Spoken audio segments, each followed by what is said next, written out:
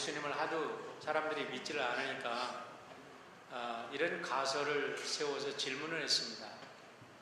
자, 예수님이 정말 하나님의 아들이 아니라면 이 세 가지 중에 하나일 것이다. 하나는 예수는 미친놈이다. 예수는 과연 미치광이일까? 만약에 예수가 미쳐서 그런 소리를 한다면, 미쳐서 그렇게 돌아다녔고 미쳐서 그가 하늘의 복음을 전한다고 했다는 것을 사람들이 믿고 세상이 이렇게 변했을까? 그건 아닐 것이다. 그래, 미친놈이 아니라는 거죠. 그러면 예수는 사기꾼이었을까? 사기꾼의 말을 믿고 세상 사람들이 자기의 생명을 내놓았을까? 그리고 세상은 그렇게 변했을까? 다른 사람을 사랑하기 위해서 자기를 생명을 내놓은 사람들이 있었을까? 그렇다면 예수는 사기꾼도 아니었을 것이다 라는 거죠. 사기꾼으로 믿어도 괜찮습니다. 그러면 예수는 거짓말쟁이였을까?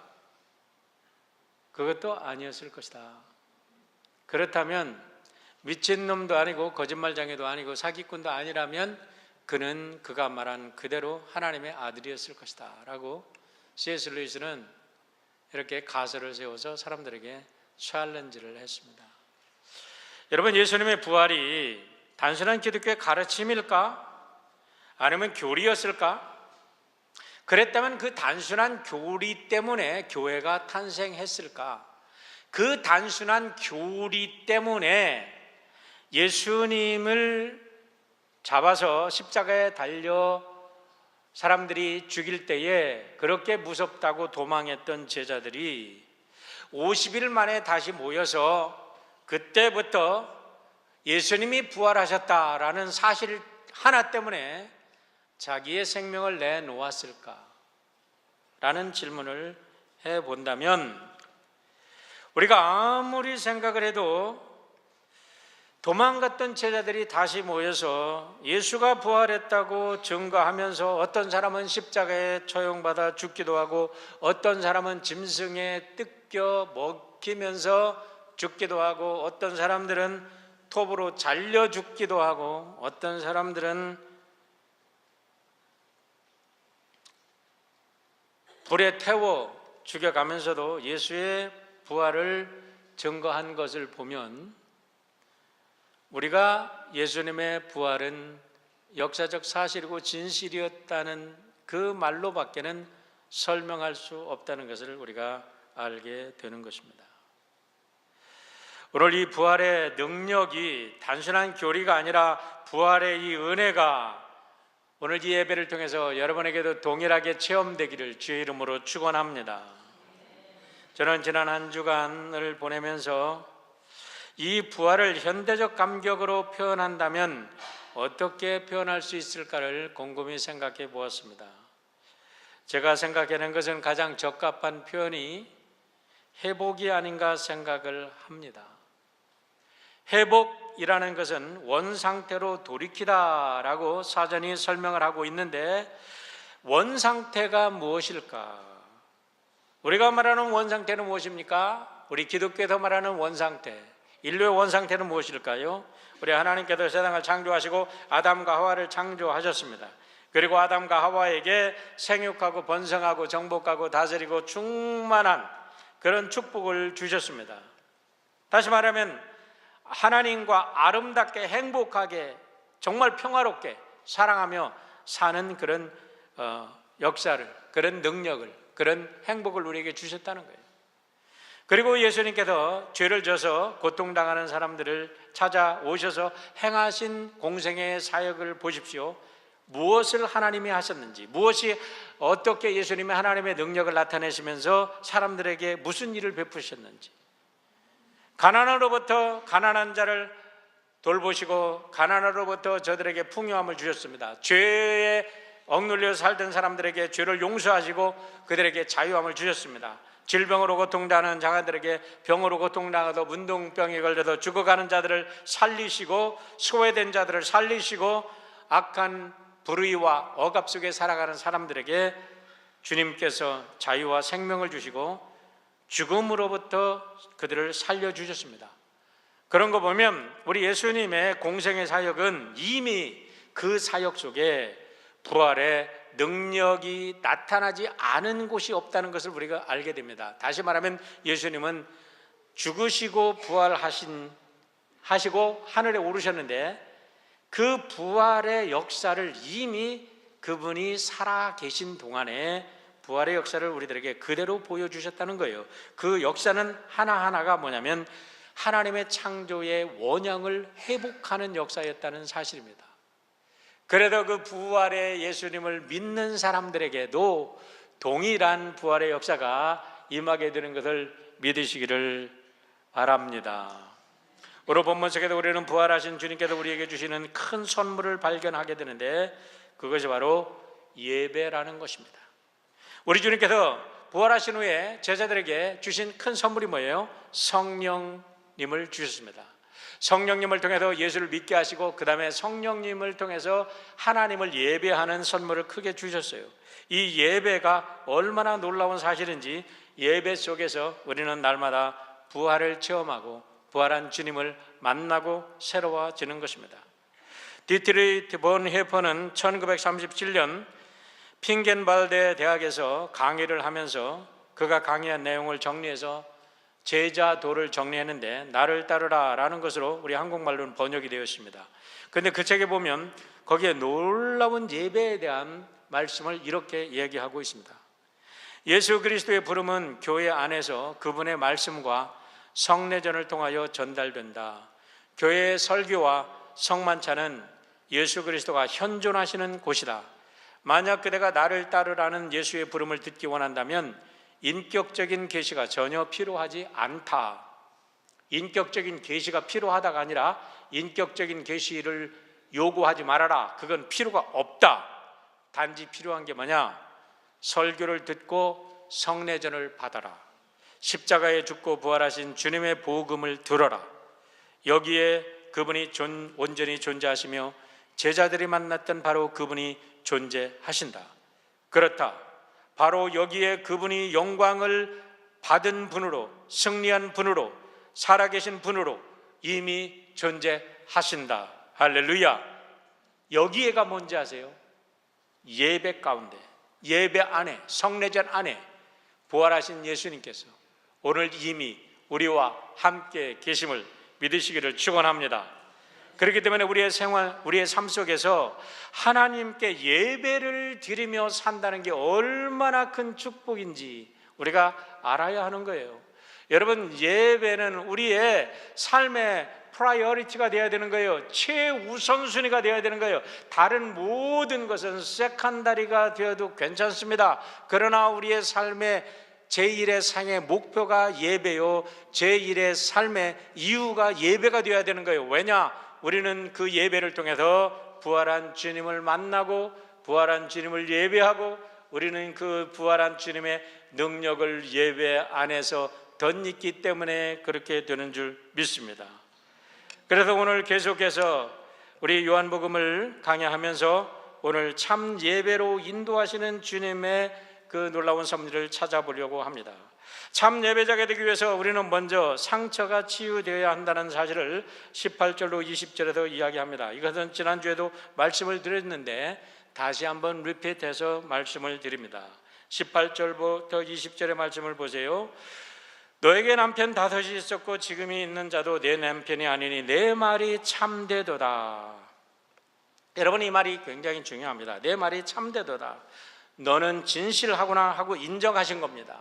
세상 사람들이 다 천하고 너는 남편을 6명이나 가진 그런 천하고 천한 계집이고 너는 개 같은 여자고 너는 상종 못할 여인이고 그래서 사마리아에서 조차부터 모든 사람에게 드러나지 못한 사람에게 하나님의 아들 예수 그리스도께서 인정하십니다. 내 말이 참되도다라는 것은 그 사람을 인정한 거예요. 너는 참된 사람이다. 놀랍게도 이 참된 사람이라고 인정을 해 주시니까 이 여자의 입속에서 또 다른 놀라운 고백이 쏟아져 나옵니다. 지난주에는 주님께서 그 여자와 대화하면서 그 여자를 인정해 주니까 우리의 조상은 야곱입니다. 나도 야곱의 자손입니다 하고 자기를 발견해 가요. 그런데 놀랍게도 이번에는요, 내 말이 참되도다라고 인정을 하니까 19절과 20절의 말씀을 보세요. 여자가 이르되 주여 내가 보니 선지자로소이다. 우리 조상들은 이 산에서 예배하였는데 당신들의 말은 예배할 곳이 예루살렘에 있다 하더이다 라고 말합니다. 얼마나 놀라운 고백인지 알 수가 없습니다. 여러분, 여기에서 우리는 예수님의 힐링 사역의 놀라운 그 축복을 발견하게 됩니다. 예수님의 사역이 teaching, preaching, healing, 우리가 가르치고 선포하시고 우리가 치유하신 사역이 예수님의 3대 사역이라고 그랬습니다. 그런데 하나님께서, 우리 예수님께서 사람들을 만나실 때 제일 먼저 하시는 것이 가르친 게 아니에요. 가르칠 만한 사람에게는 가르쳤지만 우선 예수님께서 하신 것은 힐링 사역입니다. 그들을 치유해 주셨어요. 그 다음에 그들을 치유하신 다음에 예수님께서 하늘의 복음을 그들에게 가르쳐 주셨습니다. 왜냐하면 깨진 독에는 아무것도 넣을 수 없기 때문에 그렇습니다. 제가 옛날에 시골에서 살 적에 우리 뒷뜰에는 큰 독들이 여러 개가 있었습니다. 작은 독들도 있었지만 큰 독들에는 거기에 간장도 담겨 있고 고추장도 담겨 있고 된장도 담겨 있습니다. 근데 고추장 단지는 제 생각으로는 조그맣고 이 된장 단지는 굉장히 컸어. 그리고 간장 단지는 더 컸어. 왜냐하면 간장은 매일 조미료로 쓰니까. 그리고 이 된장도 훨씬 많이 조미료로 많이 쓴 것 같아요. 근데 고추장은 별로 크질 않았어요. 그런데 여러분이 아시다시피 한국은 이 겨울하고 여름하고 온도 차이가 아주 굉장히 나잖아요. 섭씨로도 몇십 도씩 차이가 나잖아요. 그러니까 이 토기 그릇이 깨지기가 쉬워. 그리고 잘 깨져. 조그만 거는 그래도 덜 깨지는데 큰 것에다가 뭐를 넣어 놓으면 그리고 이 간장이나 이거 소금물이기 때문에 잘 얼지는 않지만 이게 옵니다. 그러면 이렇게 깨져버려. 그러니까 깨지지 말라고 또 깨진 것도 이렇게 금이 간 것도 이게 사용할 수 있는데 뭐냐면 철사로 위에 이게 주둥아리라 그래요. 그런 때는 거기를 쫙게 도요 매고 아래를 매고 그 다음에 이렇게 여러 군데 철사로 매 놓습니다. 그러면은 독이 깨져도 놀랍게도 소금물이 거기 들어가서 거기에 몇까지 메꿔 놓고 그 다음에 더 이상은 빠져나가질 않아. 신비한 현상을 보게 됩니다. 무엇입니까? 깨진 독에는 아무것도 넣을 수가 없다는 거예요. 다시 말하면 우리가 하나님 앞에 나와서 왜 기독교는 쓸데없이 죄인이라고 말을 하냐 자꾸 사람들이 얘기를 하는데 그 죄를 뿌리 뽑고 죄를 치유받지 않으면 하나님의 은혜를 받을 수 없기 때문에 그렇다는 거예요. 하나님의 은혜를 받으려면 누구든지 나는 죄인입니다 라는 것을 깨닫고 자기가 죄인인 걸 인정한 사람들에게 하나님은 그를 치유해 주시고 그에게 축복을 해 주시는 거예요. 그 여인을 보십시오. 예수님과 대화 속에서 나는 남편이 없나이다. 그래 내 말이 맞도다. 내가 남편이 5이 있었고 지금 있는 자도 내 남편이 아니니 내 말이 참되도다. 그렇게 얘기를 하고 그 여인에게 예수님이 참되다는 사실을 인정해 주니까 이 여인이 이야기를 합니다. 우리 조상들은 이 산에서 예배했는데 당신들의 말은 예배할 곳이 예루살렘에 있다 하더이다. 이 말씀 속에서 우리는 놀라운 사실을 발견합니다. 우리 예수님께서 먼저 예배에 대해서 가르치지 않으셨어요. 내가 똑바로 살려면 예배 잘 드려. 저처럼 그렇게 말하지 않으셨어요. 내가 똑바로 살려면 이렇게 예배를 드려야 돼 라고 말하지 않으셨어요. 그저 상처투성이인 그 여인의 본질을 찔러주시고 그 상처를 치유해 주시고 그 여자를 인정해 주시니까 그 여자가 나도 예배하는 자구나, 스스로 하나님과의 연결점을 찾아가고 있는 놀라운 프로세스를 우리가 여기서 발견하게 되는 것입니다. 두 번째, 여인이 이렇게 반응을 하니까 우리 예수님께서 그 여자를 참된 예배자로 회복을 시켜주시고 계십니다. 21절로 24절의 말씀을 보시길 바랍니다. 예수께서 이르시되 여자여 내 말을 믿으라. 이 산에서도 말고 예루살렘에서도 말고 너희가 아버지께 예배할 때가 이르리라. 너희는 알지 못하는 것을 예배하고 우리는 아는 것을 예배하노니 이는 구원이 유대인에게서 남이라. 아버지께 참되게 예배하는 자들은 영과 진리로 예배할 때가 오나니 곧 이때라. 아버지께서는 자기에게 이렇게 예배하는 자들을 찾으시니라. 하나님은 영이시니 예배하는 자가 영과 진리로 예배할지니라 라고 말씀합니다. 여러분, 여기도 굉장히 중요한 말씀을 다시 합니다. 하나님께서는 예배하는 자들을 찾고 계십니다. 왜요? 예배하는 자들, 하나님의 아들, 딸들이 예배를 하죠. 그 예배하는 자들을 찾기 위해서 하나님께서는 이 세상을 창조하셨고, 오늘도 그 예배하는 자들을 통해서 하나님께서는 이 세상을 회복하시기를 원하시고 이 우주를 축복하시기를 원하시는 것입니다. 그런데 보십시오, 여기서 중요한 사실이 뭐냐면 여자가 예배에 대해서 고백하니까 우리 예수님께서 이 여자에게 하신 말씀이 너무나 엄청난 말씀들을 하십니다. 여기서 아버지라는 말씀을요, 여기서 3번이나 이야기를 하고 계십니다. 자, 너희가 아버지께 예배할 때가 이르리니, 이게 무슨 말입니까? 이 여인은 이제까지 사람 취급 한 번도 받아보지 못했어.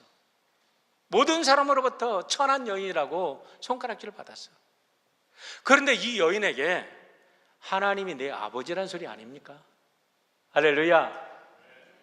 여러분, 내 아버지께 예배하는 자, 아버지께 예배하는 자는 이렇게 예배하라. 우리 예수님께서 이 여인에게 이렇게 나왔을 때 거들먹거리면서 바리새인이나 서기관처럼 신학적 지식을 자랑하면서 옷을 길게 입고 거들먹거리려고 하면서 신학적으로 하면, 레위기에 보면 모세에 의하면 어떻게 하면 쩍쩍쩍거리면서 예배를 설명했다면 이 여인은 알아들 수 없었을 것입니다. 그런데 우리 예수님께서 먼저 뭐라고 하시냐면 아버지께서 이렇게 하면서 그 여인에게 너는 하나님의 딸이다, 너는 하나님의 딸이다, 너는 하나님의 딸이다 몇 번씩 이야기를 해주고 계시는 것입니다. 보십시오. 750년 동안 개취급을 당하던 사마리아 사람, 그 중에서도 남편 6명이나 된 경력 있고 천하디 천한 여인에게 너희가 아버지께 예배할 때가 온다, 그때가 바로 지금 이때다. 너는 지금부터, 너는 하나님께 예배할 수 있는 자야, 너는 하나님의 딸이야, 지금 이 순간부터 라고 인정해 주시는 우리 예수님의 놀라운 은혜를 우리는 발견합니다.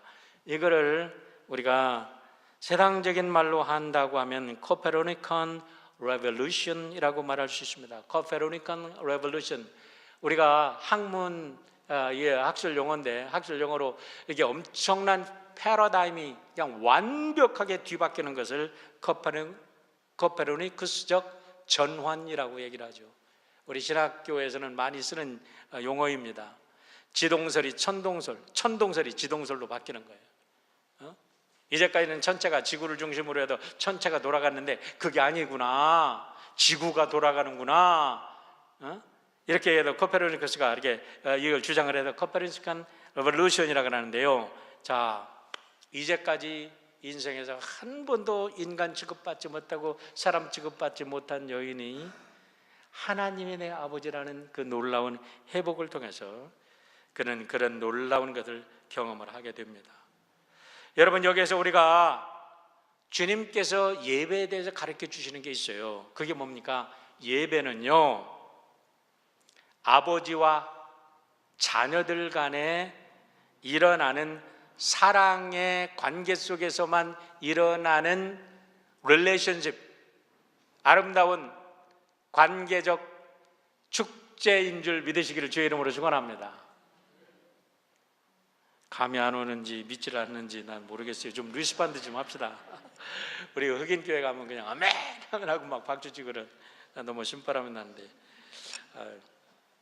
자, 보세요. 여러분, 대통령을 만난다고 할 때 만날 수 있어요? 대통령 만나보신 분 계세요? 대통령 만나기 쉽지 않습니다. 여러분들이 뭐 대통령 만난 분도 계시겠지만 연줄이 없다면 절대로 대통령을 못 만나요. 그런데 내가 대통령의 아들이라면 내가 도망을 가도 대통령이 쫓아올 거야. 쫓아오지 않으면 그건 대통령이 아버지가 아니지. 다시 말하면 우리가 하나님의 자녀로 회복이 되어질 때만이 진정한 예배가 이루어진다는 겁니다. 그 예배가 이루어질 때 하나님께서는 우리의 예배를 받으시고 기쁘시게 우리의 예배 속에서 우리를 아들로 딸로 회복시키고 축복시키는 그런 놀라운 삶이 회복되어지는 줄 믿으시기를 주의 이름으로 축원합니다. 그렇기 때문에 우리가 하나님으로부터 하나님께 예배드린다는 게 얼마나 귀한 일인지 모릅니다. 고린도후서 5장 17절에 이렇게 이야기를 합니다. 누구든지 그리스도 안에 있으면 새로운 피조물이라 이전 것은 지나갔으니 보라 새 것이 되었도다 말을 합니다. 요한복음 1장 12절에 더 말합니다. 영접하는 자 곧 그 이름을 믿는 자들에게는 하나님의 자녀가 되는 권세를 주셨으니 라고 말합니다. 다시 말하면 하나님의 자녀가 되었다고 하면 하나님이 내 아버지가 되니까, 아버지가 누군지 아시니까 아버지를 분명히 알게 되는 순간부터 진리와 영 안에서 아버지께 자연스럽게 예배를 드리게 되는 것입니다. 그러면서 주님이 세 번째로 아버지께 나아가는 당신을 이제 완벽하게 계시해 주십니다. 오늘 부활하신 예수님께서 여러분 각자에게 나타나셔서 이 예배하는 길을 열어주시고 계시해 주셔서 여러분의 삶이 날마다 예배 속에 부활의 능력을 경험하는 축복의 삶이 되시기를 축원합니다. 25절의 말씀을 보십시오. 여자가 이르되 메시아 곧 그리스도라 하는 이가 오실 줄을 내가 아노니 그가 오시면 모든 것을 우리에게 알려주시리이다.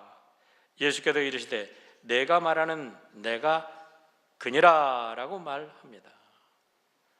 자, 이후의 스토리는 여러분들이 너무나 잘 알고 계십니다. 여자가 물동이를 버려두고 자기가 그렇게 부끄럽게 여기고 자기를 그렇게 사람 취급 안 하던 사람들을 향하여 달려갑니다. 왜입니까? 자신의 본질을 찾았기 때문에 그렇습니다. 이제는 더 이상 두렵지 않습니다. 하나님이 내 아버지가 되셨는데 왜 두렵습니까? 이제는 용기를 가지고 이상 모든 것을 다 맞닥뜨릴 수 있는 용기가, 이제까지 상상도 못했던 그 삶의 활력과 용기가 가슴속에서부터 솟구쳐 오르는 겁니다. 여인은 자기도 모르게 그 기쁨을 가지고 주님을 증거하기 위해서 자기를 부끄럽게 했던 사람들을 향하여 달려 나아갑니다. 어떻게 주님이 죄인들의 길을 여셨습니까? 마태복음 27장 51절입니다. 이에 성소의 휘장이 위로부터 아래까지 찢어져 두리되고 땅이 진동하며 바위가 터지고, 예수님께서 다 이루었다, 어저께 새벽에 다 이루었다는 말씀을 우리가 묵상했는데요, 다 이루셨습니다. 율법의 모든 요구를 다 이루셨습니다. 하나님께서 요구했던 모든 죄악의 모든 대가를 다 치루어 주셨습니다. 예수님께서 모든 것을 다 이루시고 이제는 숨졌을 때 성소의 휘장이 위에부터 아래까지 찢어졌다고 합니다. 마가복음 15장 38절에서 이렇게 이야기합니다. 이에 성소의 휘장이 위로부터 아래까지 찢어져 두리되니라. 누가복음 23장 45절에서 이렇게 말합니다. 성소의 휘장이 한가운데가 찢어지더라. 모든 공관복음 기자들이 하는 말씀이 뭐냐, 예수님이 테텔레스타이라고 모든 것이 끝났다, 이루었다, it accomplished, it has been finished, 이렇게 얘기하니까 모든 것이 이루어지는 그 순간에 지성소의 휘장이 쫙 갈라져서 모세 시대부터 예수님 오시는까지 제사장밖에 들어가지 못하던 그 성전의 지성소가 활짝 열렸어요. 누구나 예수님을 통해서 하나님께 나아갈 수 있는 길이 열렸다는 겁니다. 다시 말하면 예배의 길을 열어 놓으셨습니다. 예배를 회복하셨습니다. 부활은 예배를 회복하는 능력인 줄 믿습니다. 여러분의 삶 속에 예배가 회복되어지면 하나님께서 여러분을 축복하십니다. 하나님께서 책임지십니다. 우리의 자녀들 공부하는 거 걱정한다고요? 아무리 공부를 잘해 보십시오, 하나님을 예배하지 않으면 저주받은 인생이 되는 거예요. 어떤 사람 저를 비난해도 괜찮아요. 교회 갔더니 별 목사가 이상한 소리를 다 하더라. 예, 아무리 비난하십시오. 그러나 하나님께서 분명히 이건 진리라고 말씀하시는 겁니다. 여러분, 우리가 세상에 어떤 삶을 살든지 우리가 하나님을 바로 예배하는 사람이 진정한 축복된 사람인 것을 믿으시기를 바랍니다. 예배자가 마지막에 승리하게 되는 것입니다. 히브리서 10장 19절로 20절에서 이렇게 말합니다. 그러므로 형제들아, 우리가 예수의 피를 힘입어 성소에 들어갈 담력을 얻었나니 그 길은 하나님께 나아가는 길은, 예배하는 길은, 예배할 수 있는 그 길은 우리를 위하여 휘장 가운데 열어놓으신 새롭고 산 길이요, 휘장은 곧 그의 육체니라. 예수님께서 우리에게 영원한 생명의 길, 예배하는 길, 하나님과 함께 더불어 사는 길을 열어놓으신 것입니다. 그래서 요한은 이렇게 고백을 합니다. 예수께서 이르시되 내가 곧 길이요 진리요 생명이니 나로 말미암지는 그는 아버지께로 나을 자가 없느니라 라고 말씀하셨습니다. 오늘의 말씀을 자세히 볼 때 여러분, 여인이 예수님에 대한 인식이 변하면서 자신에 대한 인식도 변해가는 과정을 우리는 보게 됩니다. 자, 잘 보십시오. 여러분들이 예수님을 어떻게 믿고 있느냐, 어떤 단계까지 예수님을 인식하고 있는가를 한번 보시길 바랍니다. 첫 번째, 이거를 좀 마지막에 띄워줄 수 있으면 좋겠어요. 자, 우물가에 앉아있는 이상한 남정네라는 것을 처음에는 보고 인정합니다. 근데 이 남정네와 대화를 하다 보니까 이 사람을 보니까 유대인 남자였어요. 근데 그 유대인 남자에게 여인이 주님이라고 고백합니다. 그 다음에서 당신이 야곱보다 큰 분이라고 고백을 합니다. 그 다음에는 영생의 물을 주시는 분이라는 것을 알게 됩니다. 그러고 나서 자기의 남편 얘기를 할 때 자기의 영혼의 상처가 치유되는 영혼의 상처의 치유자인 것을 깨닫게 됩니다. 그러고 보니까 이 여자가 그 다음에 이 예수를 메시아로 인정합니다. 메시아로 인정하면서 여자의 삶 속에 회복된 것이 뭐냐면 예배를 회복해 주시는 분, 그분이 바로 예배를 받으실 분으로 예수님에 대한 인식이 이 여인에서 바뀌어가는 거예요. 그러면서 동시에 이 여인은 자기 자신에 대한 인식도 변해갑니다. 어떻게 변해갈까요? 자기는 예수님 만나기 전에는 천하디 천한 사마리아 여인이었습니다. 그런데 예수님과 대화를 하다 보니까 자기도 야곱의 자손인 것을 자기 스스로 고백하게 되었습니다. 그리고 자기 자신 안에 이제까지 한 번도 생각하지 못했던 영적인 갈망이 있음을, 그 영적 갈망이 있음을 발견하게 됩니다. 그러고 나니까 예수님께서 자기의 영혼을 치유해 주십니다. 이제는 자기가 상처받은, 치유받은 영혼이 됩니다. 그러면서 하나님의 사랑받는 딸로, 참된 예배자로 회복이 되어서 예수를 증거하는 모습을 바라보게 되는 것입니다. 사랑하는 성도 여러분, 여러분들이 예수를 제대로 인식해 가면 갈수록 우리 안에 삶이 회복이 되어지고 우리 안에 우리의 삶의 원형이 하나님께서 여러분과 저를 이 땅에 내보내신 그 원초적인 목적이 이루어짐을 믿으시고 이 부활을 통해서 이 부활의 주님, 여러분의 주님, 나의 주님, 나의 하나님으로 고백하는 축복이 있기를 주의 이름으로 축원합니다.